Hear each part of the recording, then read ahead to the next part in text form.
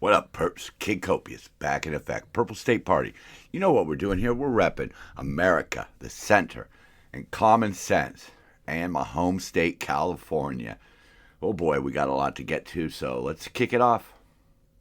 So, we're going to be focusing here on California a bit. I think this may almost all be California, but we'll get the big news story out of the way. You know, there was the press dinner, and some idiot with a fucking gun tried to run in and more than likely try to kill as many Republicans as possible. He was stopped. The security did their job. The police did their job. It's amazing what happens when you let the police do their job. You know, things get taken care of. And that leads me into this. You know, this comes from the California Post. A bedraggled adult man sleeping underneath a slide on a playground. A soiled mattress and a jumbled pile of boxes and blankets alongside a community center in a park. Blue plastic tarps covering tents on the sidewalk, blocking children as they walk to and from school. These are the horrific scenes of urban neglect captured by the California Post in recent reporting, and they would continue or grow worse if some members of LA City Council had their way. This is shocking. 4 socialist members. I'm not calling them socialists. They call themselves that. This Gerardo Hernandez, Hugo Soto Martinez, and the chick running for mayor, Rahman. They voted last week against a measure to allow the city to enforce anti-camping rules in public spaces in Venice. As the Post says, it's a curious sort of socialism that allows public property to be defaced and destroyed rather than enjoyed by working-class families. This is madness. We know that we got to get our kids off the phone and out of the house, get fresh air, get sunlight, get exercise, have in real life relationships with people. But where are they supposed to go? Everywhere's being overrun. And the thing that makes this even worse is that LA's municipal code means that every time an issue comes up, each individual issue must be brought before the city council. And what are they doing? I mean, like it says here, the council's absurd rules require a specific vote for each specific case in which anti-camping laws are enforced in these spaces. And council members like Hernandez are adamantly opposed to law enforcement. So you have a city council that is opposed to law enforcement. That's the socialist way. They want to destroy everything for the people below them. Because I bet where they live, they've got nice, clean parks. They probably have anti-camping enforcement. But no, let's just ruin it. They've ruined Hollywood in Venice. I mean, you know the case of Baywatch, where the production company built a legitimate lifeguard station for the city and was going to turn it over to the city. But then all the beaches said you can't film here. All the locations around there said, oh, you can't park your trucks here. You can't. We're going to cover that a little more in depth next week, I think. But this is the plan. And what's their other plan? Oh, new plans, new price tag for California's high-speed rail project. Why isn't this dead already? The state's broke. The feds aren't going to help. And why should they? And now the costs are climbing. We're no longer even talking about LA to San Francisco. They're going to do the Central Valley and then use buses. But we are up to right now $126 billion, with services maybe beginning in 2040. Oh my God. The Bakersfield to Merced section, which is just useless, might be done in 2033, right? I mean, this is something that when we voted on it, it was supposed to be $33 billion, and it was supposed to be done, I believe, in 2020. No, we're not even close to that. You know, Republican State Senator Tony Strickland called the project unaffordable, you know, echoing the criticisms from Donald Trump, who's pulled funding for it. Why? Because it's not going to work. It's not going to work. The price tag is up around, when, you know, right now they say, you know, it's going to be, you know, $126 billion, but as time goes by, we're talking over $240 billion. How can this thing ever be profitable? It's cheaper to fly. It's it's quicker to drive. What are we going to do? Like Strickland says, we can't continue to spend billions and billions on a project that everybody here knows in Sacramento will never be built as proposed. But you know what? The High-Speed Rail Authority is scheduled to vote on an updated plan. Right. The updated plan, Merced to Bakersfield, and they're going to eliminate some of the tunnels. And then, to compound it, we just found out that, okay, so there is a large acreage that's dedicated to a museum. And the museum didn't want the train running too close to it because it didn't want to disturb visitors. So they are now going to move the train over a little bit, 3/4 of a mile, and they're going to use a tunnel to get around it. And what is this $1 billion being spent for? To go around the Caeser Chavez Center. The Caeser E. Chavez National Monument in Keene. They're going to have to go through mountains to do this. What in the hell are we doing? What are we doing? We're going to spend $1 billion to divert a train around a monument to a guy that has now been accused of raping little children? They weren't talking about going through the compound. They weren't talking about disturbing his grave. They were just talking about being near it. And they want to move it now. This is the kind of ridiculous shit that we have to stop doing. We just have to. When something is just right there, plain and simple, common sense, we have to act upon that. Going back to the parks should be for family and children, not bums and junkies. And that's what it is. Look, the truth of the matter is we have 3 classes of people living on the streets, okay? We have the truly homeless, who for whatever reason no longer have a place to stay. A lot of them are living in their cars. Some of them live in RVs. Some are living in tents, okay? We can help these people. We can give these people a place to go where there's some safety, security, blah, blah, blah, blah, blah, where they're not interfering with children. But the other 2 people, the junkies and the crazies, we need to do something about that. And the answer is not to just turn the park over to them. The answer is not to just keep funneling more money into the high-speed rail. Take the money from the high-speed rail and build a place for these people to go. Okay? You want to just let them live out, go buy a field somewhere. Use some of that land that you purchased for the trains, and let's put the homeless there. That's a plan. But their plan is to spend more money on a rail service that'll never be profitable, at least not in my lifetime, probably not in my kids' lifetime, and just turn over the parks? What are we doing? What are we doing?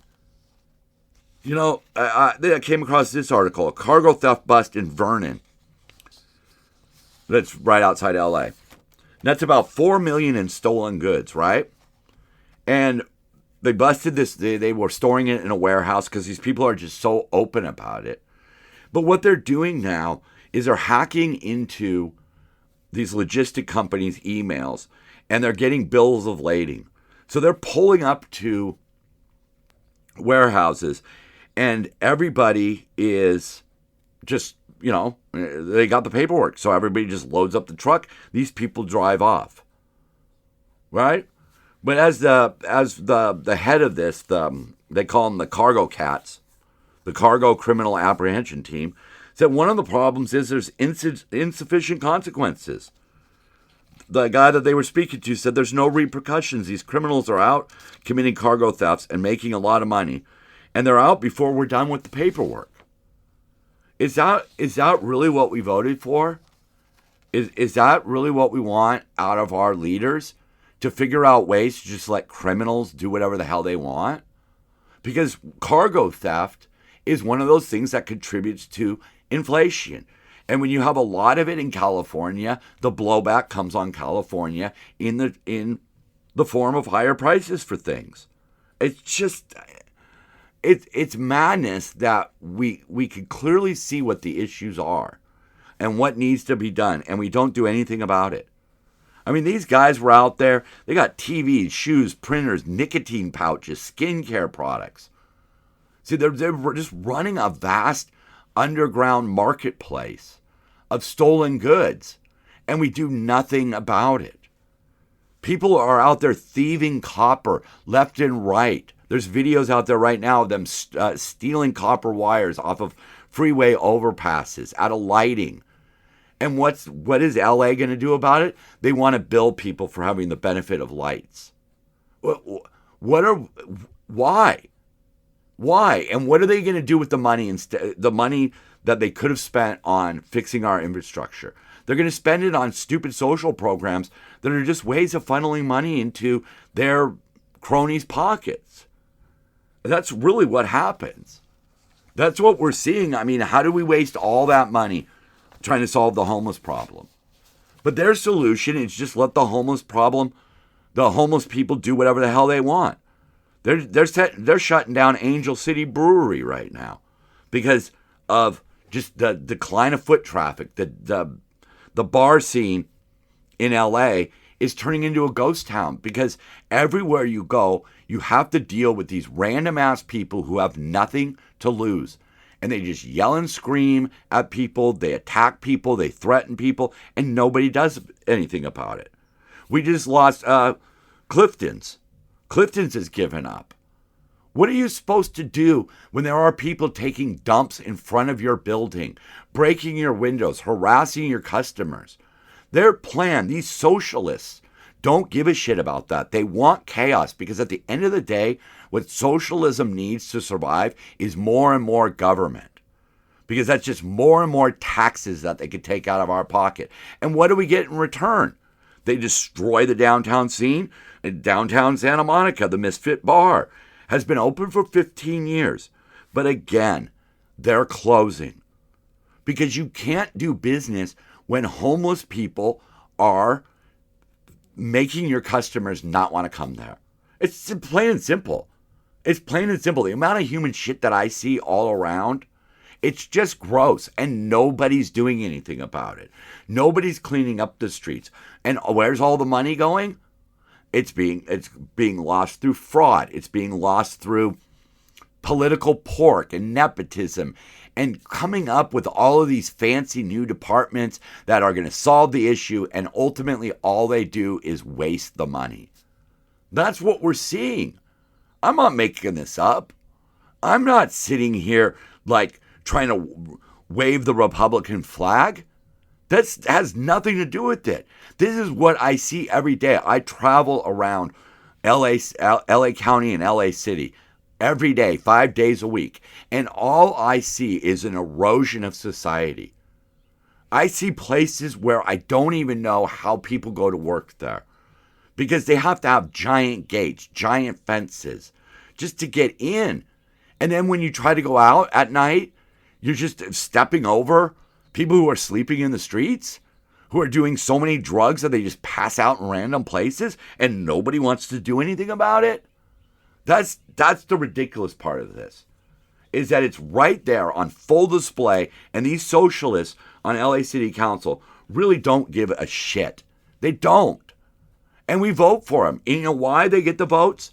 Because they appeal to the younger people who don't yet realize that this plan will never work. If you are 20 years old, right, you don't really care about the city parks. You don't really care about the downtown bar scene. You don't care about that. You don't care about cargo theft. You don't care about any of those things. So you vote for these lunatics because you think they're somehow going to do something about it. And by the time they get old enough to realize, wow, these people don't have a workable plan, the next crop comes in. And then you've got these rich people who live far removed from these problems. Far removed. You really think like the Hollywood, so-called the Hollywood elite. The Hollywood's dead, by the way, folks. I'm going to say it again. I'll talk about it later. But Hollywood's dead. But all of these rich celebrities and these tech giants and stuff, you really think they go to downtown LA to enjoy a drink? No, they've got places. And they've got places that enforce the law. Because that's how it works in socialism. The rich get to enjoy a rich, fulfilling life. The rest of us have to suffer. Right now, what we're suffering from, a lot of, is the oil, gasoline. Well, let's get into that. So, critical California oil refinery hit with a $3.25 million fine, even after announcing closure. Yeah, the Bay Area Air Quality Management District. Keep this in mind. All of this is being done in the name of clean air. The climate warriors claim there have been multiple operational and equipment-related instances. Yeah, okay. Valero is leaving the state. They're leaving. And they're going to pay these guys $3 million in fines. You know, I'm fine with that, okay? I'm fine with trying to keep our refineries clean, or as clean as possible, right? But we need our gas. Let's look at this one. California's loneliest gas station attendant. Yeah. So it's in Needles, California. Okay. So in Needles, there's a gas station. It's $6.99 a gallon. All right. People are just driving an additional 2 miles across the border into Arizona where they're paying $4.09. Almost a savings of $3 a gallon. That's $30 for every 10 gallons. That's $60 for 20 gallons, right? $80 for 30 gallons. $100 can be saved in just probably a month just by going across the border. Is that what we really asked for? I mean, is it? And of course, California's biggest enemy, Donald Trump, what's he doing? Well, he suspended the Jones Act, which is going to allow, but right now, because they've already landed, 9 oil and gas shipments, which contain millions of gallons of fuel, have arrived in L.A. and the Port of Martinez near San Francisco. Yeah. He's the one who's helping. Caroline Leavitt said this action will allow vital resources like oil, natural gas, fertilizer, and coal to flow freely into U.S. ports for 60 days. Why? Because 61% of California's gasoline comes from the Bahamas. You know, those really nice little islands off just off the coast of Florida there?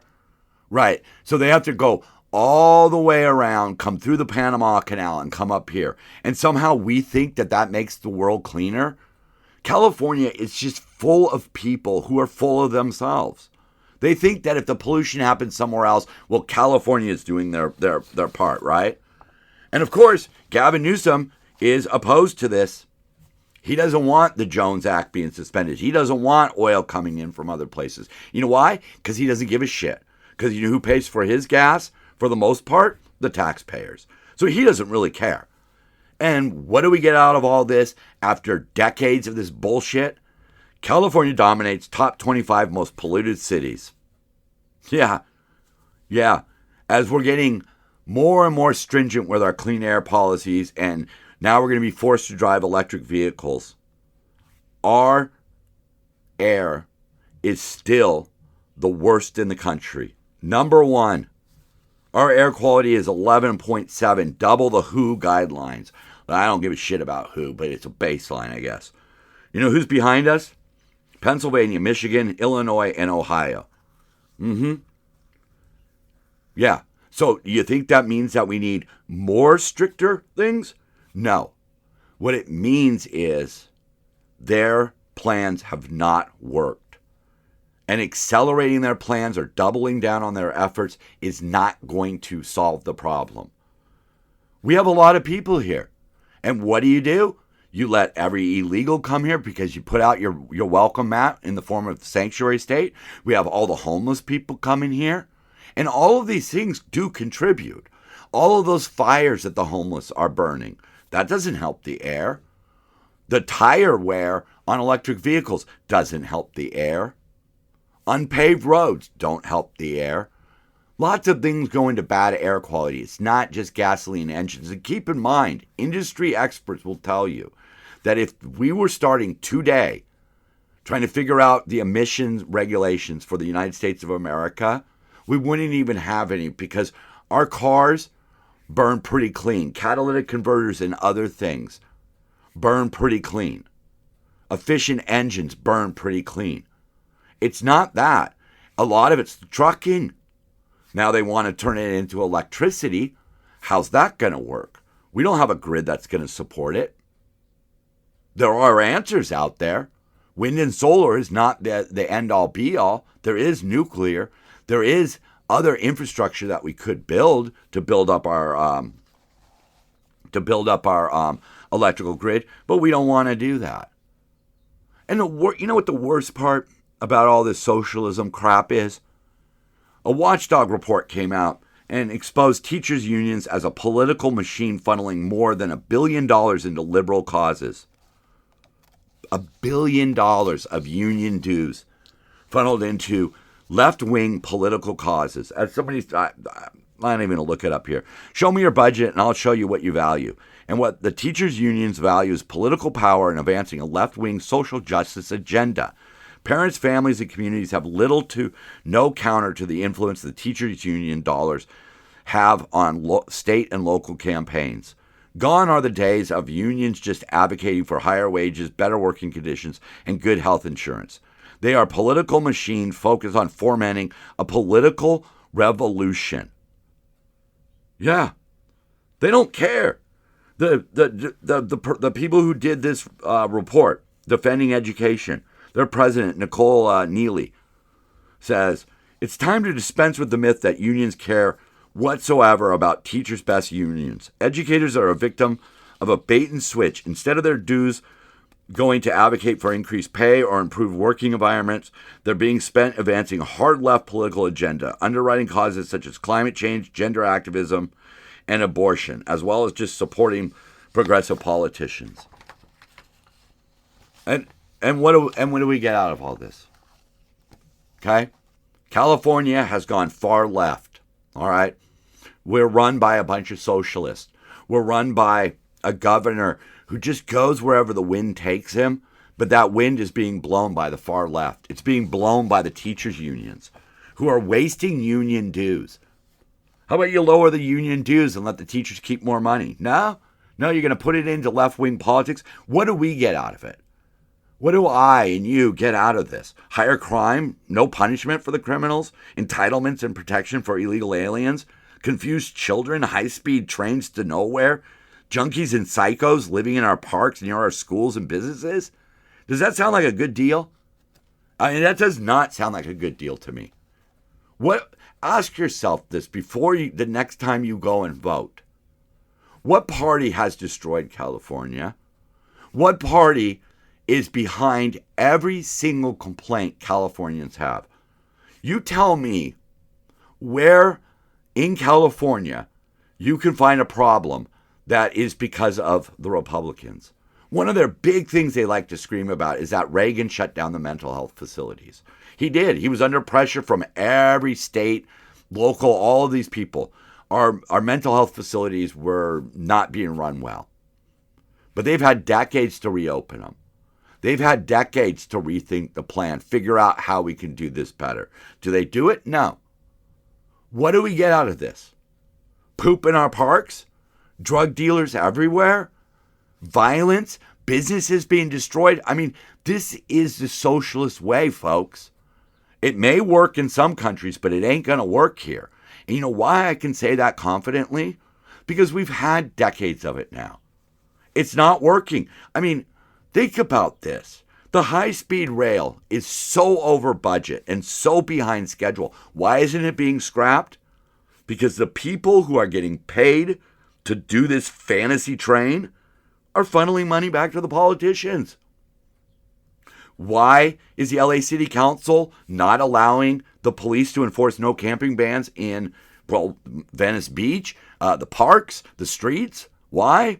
Because that would take money to build more prisons and hire more officers. And they're not going to do that. Because then that'll take the money that they use to funnel to places like the teachers union and come up with job titles for their friends and family so they can hold on to their power. Let's look at another side. Okay? One of our gubernatorial candidates, Chad Bianco, the sheriff, Riverside sheriff, right? He's been there since 2019. He's one of the top Republican contenders for governor. He sat down with KTLA, Channel 5, Annie Rose Ramos, and she asked some questions of him. Let's go through some of those questions before we say goodbye here. Topic 1, eliminating income taxes. She says, how are you going to do that? And he said, by eliminating the regulations on our oil industry. We will get our own oil from California, and we have unlimited reserves from. We will make our state rich. They were talking about last year, Texas oil and natural gas industry brought in $27 billion. So we would need to do more than that. But you know what? $27 billion is a great start. They could give tax breaks to the lower income people. So he answered that. She's trying to say, well, how is this plan going to work? And he said, absolutely. It's not just one side. We cut $170 million off of our budget of waste, fraud, and abuse. And so she says, well, does your plan involve building a clean energy system at all? Bianco responds, yes, and it's called nuclear. See, there's a problem. We need more electricity. We have a solution. It's called nuclear. It's reliable. It's clean. Don't get it twisted. Don't look at the one or two times it went bad, because that was in history. And that had a lot to do with human error. And nowadays, we have much better systems to maintain our nuclear facilities. So then she asked about homelessness. Yeah, real simple answer. We have to start enforcing laws. There are laws that we can get them into facilities. We have to get to a place where we're going to now force people into forced mental health care. Because if you ask somebody suffering from a mental health crisis if they want help, they're going to say no. And I want to take that a step further. All right? When it comes to the junkies on the streets, the alcoholics, the drunks, the druggies, whatever you want to call them, this is a hostage rescue situation. If somebody was holding people hostage in a building, the police don't just roll up and say, yep, the hostage rescue is here, and the hostages get to walk out. No, you have to go in and get them. You have to kick down doors, break through windows, rappel in, maybe shoot a few people. But that's what's going on with the drugs. I know. I've been there. I've spent my whole life trying not to get back there. I've been clean and sober for well over 30 years now, man. I could speak about this. You need to break that cycle of addiction. And the only way to do it is go in and get them. It's the same thing with the girls being trafficked on the streets. When you protect prostitution, you protect human traffickers. That's just me. I think Chad would probably feel the same way. So she asked him about immigration and the raids. She says, polls show a strong majority of California voters disapprove of these raids. Bianco, I'm not for the raids. I don't want the raids. I fought tooth and nail for no raids in 2017. This is a Democrat sanctuary policy failure. These criminals have to be deported, and now instead of ICE deporting them from jail, they have to go find them in the community. California government, particularly our governor, has an absolute love affair with criminals. See? Turn the criminals over. I understand. Oh, wow, you're going to deport a guy over a petty crime? Yes. If you're in the country illegally, I think it behooves you to be on your best behavior. So then she said, asked him about working with Democrats. Ramos says, so how do you work with Democrats as governor of a largely Democratic state? Bianco, the Democrats that are in state government right now are the ones that broke this. Why on God's green earth would I want to work with them? Exactly. I grew up mostly a liberal person. You know, I believe in gay rights. I believe in trans rights. I believe in human dignity. I believe in trying to get people who have come into this country with the intention of just bettering their lives through hard work. I believe in that. I tip my hat to all of the people who are out there running those little food carts, grilling up chicken on the corner, selling bacon-wrapped hot dogs outside concert venues. I support all those people. I support damn near everything that a 1980s Democrat supported. Maybe even a little bit of the gun control. But what I don't support is the Democrat Socialists of America. They have a flawed, rotten plan. And that's what I want to stomp out. I would love to stomp out the hatred, the racism, the homophobia, the anti-weed, the anti-abortion of the Republicans. But right now, when I look around this country, this state, what I see is not Republican-created problems. Look to New York, Portland, Seattle, California, parts of Illinois, parts of Michigan, parts of Minnesota. And what you see is that these Democrat socialist agendas are failing. And their plan to move forward is to simply get more money. The plan, the way forward for America and California and all those other places, for all of us grinders who put in those grueling 8-hour days to feed our family, the way forward is to spend the money wisely and to do the things that are just plain and simple common sense, like getting bums and junkies out of our parks. If you can't even protect the parks, what the hell are you good for? Peace, y'all. Love you. Thank you for watching or listening. If you were watching, well, I don't know what kind of drugs you're on. I'm Kid Copious. I'm Purple State Party, and so are you. Love one another. Keep on grinding. And, I always say dance it out. I'm trying to figure out what else to say there because I'm getting tired of it. But for now, when it all gets to be too much, crank up the speakers and dance it out.